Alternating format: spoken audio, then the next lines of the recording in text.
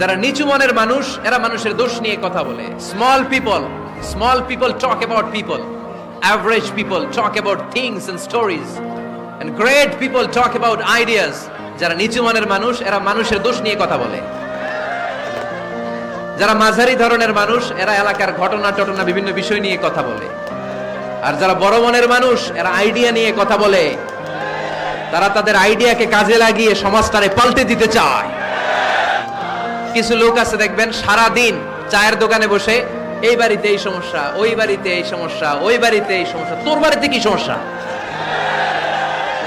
কিছু লোক আছে এই হুজুরের এইটা খারাপ, এই হুজুরের ওইটা ভালো না, এইটা খারাপ, এইটা সমস্যা, এটা সমস্যা, তোর কি সমস্যা? তোর সমস্যা তুই খুঁজে বের কর, নিজের সমস্যা খুঁজে বের কর। যে নিজে নিজের সমালোচনা করতে পারে সেই সর্বাপেক্ষা বুদ্ধিমান। এজন্য খবরদার আমার কলিজার টুকরা যুবক ভাইয়েরা, কখনো কাউকে ব্যঙ্গ করে, বিদ্রূপ করে, ছোট করে কোনো মন্তব্য করা যাবে না। কখনো অন্যের দোষ খোঁজা যাবে না। দোষ আমরা খুঁজবো, নিজের দোষ, ঠিক কিনা? দোষ আমরা খুঁজবো, কার দোষ? চিল্লায় বলতে হবে, কার দোষ? নিজের দোষ খুঁজতে হবে। এজন্য নিজেকে শুধরাতে হবে। ওয়ালা তালমিসু আনফুসাকুম, অন্যের দোষ খোঁজো না, নিজের দোষ খোঁজো। তাহলে ফেনীবাসীরা, এই হোক আমাদের স্লোগান, আমরা নিজেদের দোষ খুঁজবো বেশি, অন্য কারো দোষ কখনো খুঁজবো।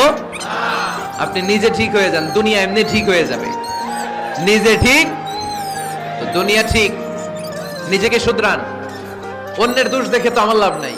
ও কি করছে এটা ও জবাব দিবে, আমি কি করেছি আল্লাহর সুপ্রিম কোর্টের কাঠ করায় সেদিন আমাকে জবাব দিতে হবে। চিল্লায় বলো, ঠিক কিনা?